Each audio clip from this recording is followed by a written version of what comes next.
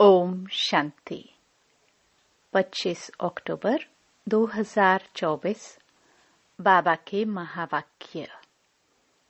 मीठे बच्चे, बाप की एक नजर मिलने से सारे विश्व के मनुष्य मात्र निहाल हो जाते हैं। इसलिए कहा जाता है नजर से निहाल। प्रश्न। तुम बच्चों की दिल में खुशी के नगाड़े बजने चाहिए, क्यों?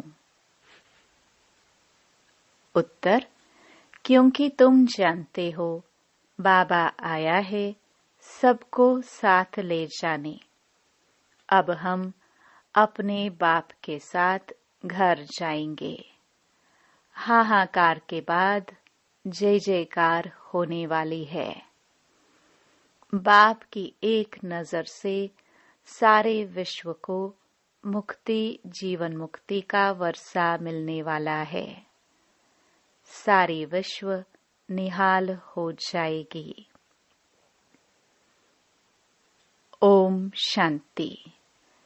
रूहानी शिव बाबा बैठ अपने रूहानी बच्चों को समझाते हैं। यह तो जानते हो कि तीसरा नेत्र भी होता है। बाप जानते हैं सारी दुनिया की जो भी आत्माएं हैं सबको मैं वर्षा देने आया हूँ। बाप के दिल में तो वर्षा ही याद होगा। लौकिक बाप के भी दिल में वर्षा ही याद होगा। बच्चों को वर्षा देंगे। बच्चा नहीं होता है तो मूंझते हैं, किसको दे? फिर एडॉप्ट कर लेते हैं। यहाँ तो बाप बैठे हैं। इनकी तो सारी दुनिया की जो भी आत्माएं हैं सब तरफ नजर जाती है। जानते हैं सबको मुझे वर्षा देना है। भल बैठे यहाँ हैं, परंतु नजर सारे विश्व पर और सारे विश्व के मनुष्य मात्र पर है, क्योंकि सारे विश्व को ही निहाल करना होता है। बाप समझाते हैं यह है पुरुषोत्तम संगम युग। तुम जानते हो बाबा आया हुआ है सबको शांति धाम, सुख धाम ले जाने। सब निहाल हो जाने वाले हैं। ड्रामा के प्लान अनुसार कल्प कल्प निहाल हो जाएंगे। बाप सब बच्चों को याद करते हैं। नजर तो जाती है ना, सब नहीं पढ़ेंगे। ड्रामा प्लान अनुसार सबको वापस जाना है, क्योंकि नाटक पूरा होता है। थोड़ा आगे चलेंगे तो खुद भी समझ जाएंगे अब विनाश होता है। अब नई दुनिया की स्थापना होनी है, क्योंकि आत्मा तो फिर भी चैतन्य है ना, तो बुद्धि में आ जाएगा बाप आया हुआ है। पैराडाइज स्थापन होगा और हम शांति धाम में चले जाएंगे। सबकी गति होगी ना, बाकी तुम्हारी सदगति होगी। अभी बाबा आया हुआ है, हम स्वर्ग में जाएंगे। जय जयकार हो जाएगी। अभी तो बहुत हाहाकार है। कहाँ अकाल पड़ रहा है, कहाँ लड़ाई चल रही है, कहाँ भूकंप होते हैं, हजारों मरते हैं। मौत तो होना ही है। सतयुग में यह बातें होती नहीं। बाप जानते हैं अब मैं जाता हूँ, फिर सारे विश्व में जय जयकार हो जाएगी। मैं भारत में ही जाऊंगा। सारे विश्व में भारत जैसे गांव है। बाबा के लिए तो गांव ठहरा। बहुत थोड़े मनुष्य होंगे। सतयुग में सारे विश्व जैसा एक छोटा गांव था। अभी तो कितनी वृद्धि हो गई है। बाप की बुद्धि में तो सब है ना। अब इस शरीर द्वारा बच्चों को समझा रहे हैं। तुम्हारा पुरुषार्थ वही चलता है जो कल्प कल्प चलता है। बाप भी कल्प वृक्ष का बीज रूप है। यह है कॉर्पोरियल झाड़, ऊपर में है इनकॉर्पोरियल झाड़। तुम जानते हो यह कैसे बना हुआ है। यह समझ और कोई मनुष्य में नहीं है।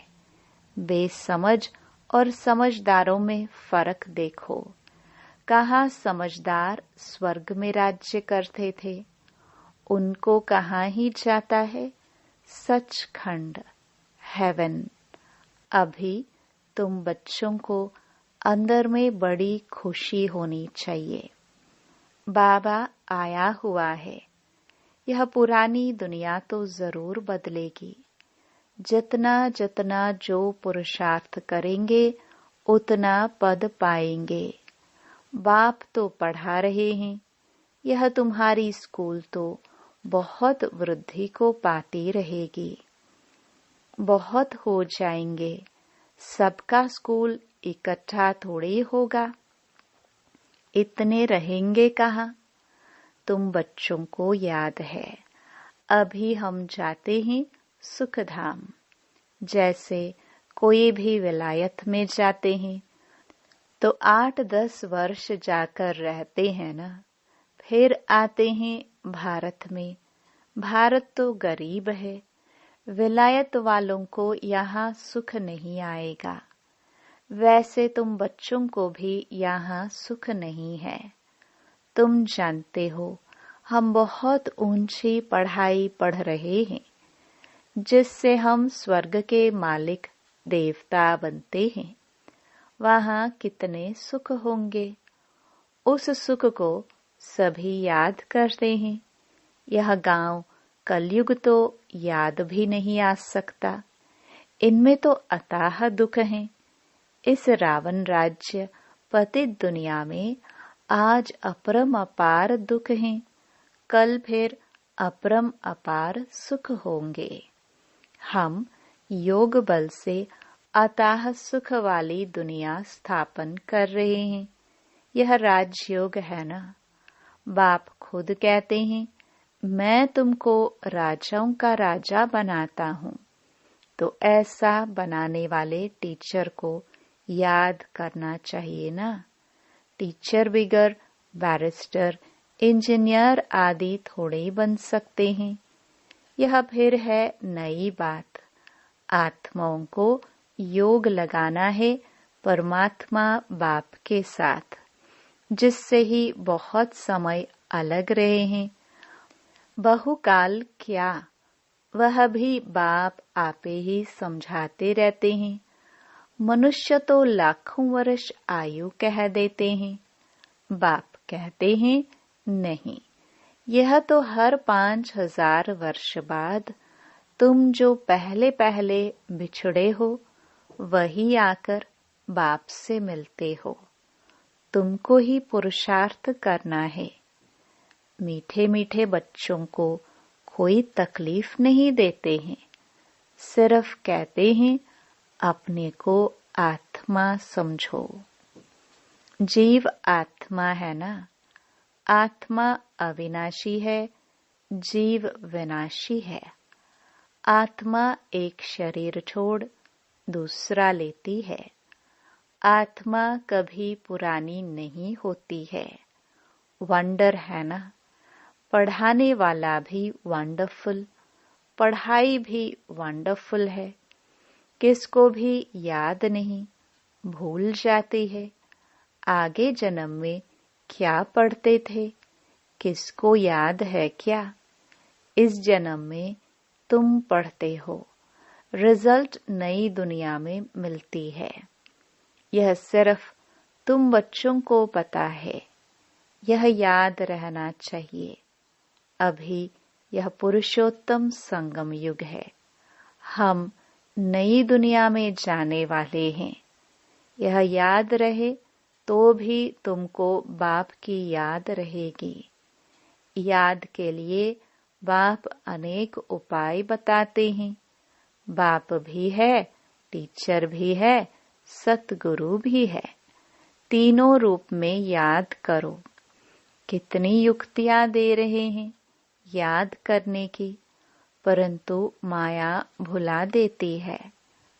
बाप जो नई दुनिया स्थापन करते हैं, बाप ने ही बताया है। यह पुरुषोत्तम संगम युग है। यह याद करो।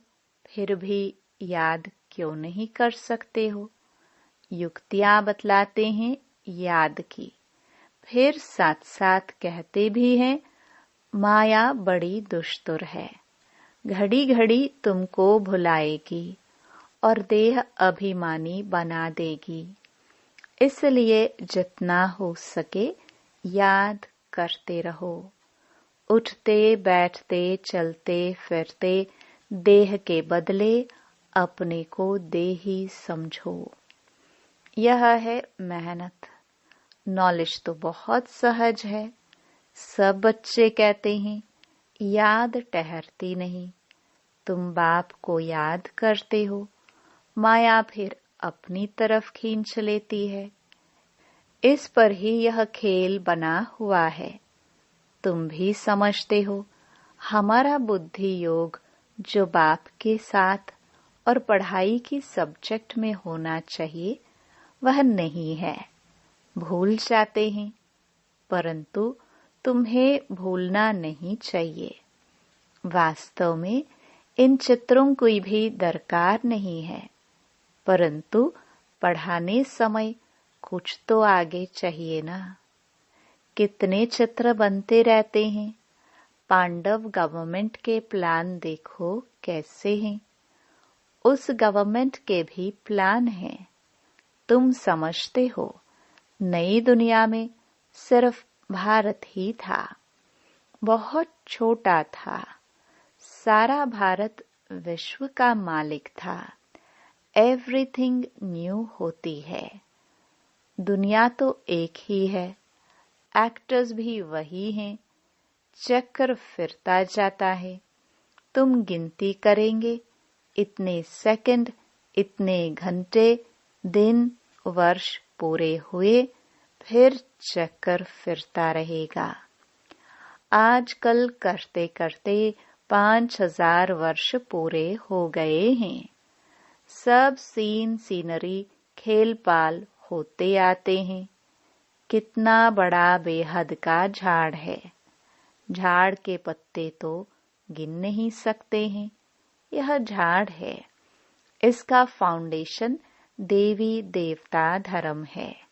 फिर यह 3 ट्यूब्स धर्म मुख्य निकले हुए हैं। बाकी झाड़ के पत्ते तो कितने ढेर हैं। कोई की ताकत नहीं जो गिनती कर सके। इस समय सब धर्मों के झाड़ वृद्धि को पा चुके हैं। यह बेहद का बड़ा झाड़ है। यह सब धर्म फिर नहीं रहेंगे।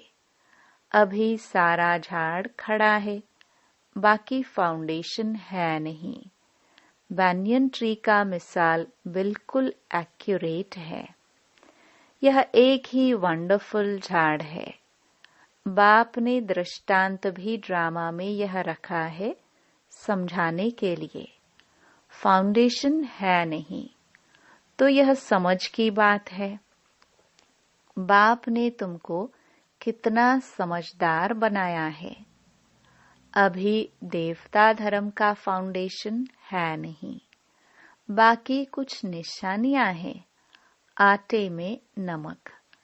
प्रायः यह निशानियां बाकी रही हैं, तो बच्चों की बुद्धि में यह सारा ज्ञान आना चाहिए। बाप की भी बुद्धि में नॉलेज है ना। तुमको भी सारा नॉलेज दे आप समान बना रहे हैं। बाप बीज रूप है और यह उल्टा झाड़ है। यह बड़ा बेहद का ड्रामा है। अभी तुम्हारी बुद्धि ऊपर चली गई है। तुमने बाप को और रचना को जान लिया है। भल शास्त्रों में है ऋषि मुनि कैसे जानेंगे? एक भी जानता हो तो परंपरा चले, दरकार ही नहीं। जबकि सद्गति हो जाती है, बीच में कोई भी वापस नहीं जा सकता। नाटक पूरा हो तब तक सब एक्टर्स यहाँ होने हैं। जब तक बाप यहाँ हैं, जब वहाँ बिल्कुल खाली हो जाएंगे तब तो शिव बाबा की बारात जाएगी। पहले से तो नहीं जाकर बैठेंगे तो बाप सारी नॉलेज बैठ देते हैं। यह वर्ल्ड का चक्र कैसे रिपीट होता है? सतयुग, त्रेता, द्वापर, कलयुग, फिर संगम युग होता है। गायन है, परंतु संगम युग कब होता है यह किसको पता नहीं है। तुम बच्चे समझ गए हो, 4 युग हैं। यह है लीप युग। इनको मिडगेट कहा जाता है। श्री कृष्ण को भी मिडगेट दिखाते हैं। तो ये है नॉलेज। नॉलेज को मोड़ तोड़कर भक्ति में क्या बना दिया है? ज्ञान का सारा सूत मुंझा हुआ है। उनको समझाने वाला तो एक ही बाप है। प्राचीन राजयोग सिखलाने लिए विलायत में जाते हैं। वह तो यह है ना, प्राचीन अर्थात पहला सहज राजयोग सिखलाने बाप आए हैं। कितना अटेंशन रहता है। तुम भी अटेंशन रखते हो कि स्वर्ग स्थापन हो जाए। आत्मा को याद तो आता है ना। बाप कहते हैं यह नॉलेज जो मैं अभी तुमको देता हूँ, फिर मैं ही आकर दूंगा। यह नई दुनिया के लिए नया ज्ञान है। यह ज्ञान बुद्धि में रहने से खुशी बहुत होती है। बाकी थोड़ा टाइम है, अब चलना है। एक तरफ खुशी होती है, दूसरे तरफ फिर फील भी होता है। अरे ऐसा मीठा बाबा हम फिर कल्प बाद देखेंगे। बाप ही बच्चों को इतना सुख देते हैं ना। बाप आते ही हैं शांति धाम, सुख धाम में ले जाने। तुम शांति धाम, सुख धाम को याद करो तो बाप भी याद आएगा। इस दुख धाम को भूल जाओ। बेहद का बाप बेहद की बात सुनाते हैं। पुरानी दुनिया से तुम्हारा ममत्व निकलता जाएगा तो खुशी भी होगी। तुम रिटर्न में फिर सुखधाम में जाते हो, सतो प्रधान बनते जाएंगे। कल्प कल्प जो बने हैं वही बनेंगे और उनको ही खुशी होगी। फिर यह पुराना शरीर छोड़ देंगे, फिर नया शरीर लेकर सतो प्रधान दुनिया में आएंगे। यह नॉलेज खलास हो जाएगी। बातें तो बहुत सहज हैं। रात को सोते समय ऐसे ऐसे सिमरन करो तो भी खुशी रहेगी। हम यह बन रहे हैं।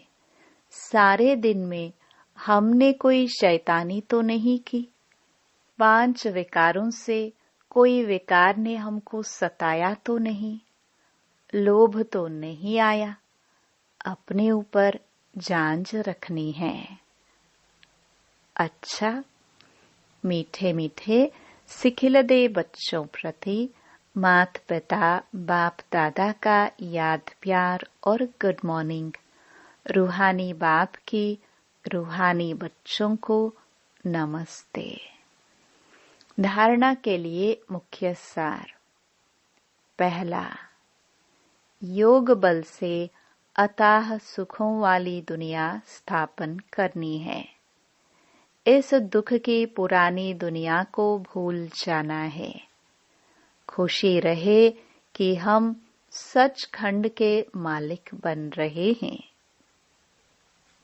दूसरा, रोज अपनी जांच करनी है कि सारे दिन में कोई विकार ने सताया तो नहीं, कोई शैतानी काम तो नहीं किया, लोभ के वश तो नहीं हुए। वरदान। वरदाता द्वारा सर्वश्रेष्ठ संपत्ति का वरदान प्राप्त करने वाले संपत्तिवान भव। किसी के पास अगर सिर्फ स्थूल संपत्ति है तो भी सदा संतुष्ट नहीं रह सकते। स्थूल संपत्ति के साथ अगर सर्व गुणों की संपत्ति, सर्व शक्तियों की संपत्ति और ज्ञान की श्रेष्ठ संपत्ति नहीं है तो संतुष्टता सदा नहीं रह सकती। आप सबके पास तो यह सब श्रेष्ठ संपत्तियां हैं। दुनिया वाले सिर्फ स्थूल संपत्ति वाले को संपत्तिवान समझते हैं, लेकिन वरदाता बाप द्वारा आप बच्चों को सर्वश्रेष्ठ संपत्तिवान भव का वरदान मिला हुआ है। स्लोगन। सच्ची साधना द्वारा हाय हाय को वाह वाह में परिवर्तन करो। ओम शांति।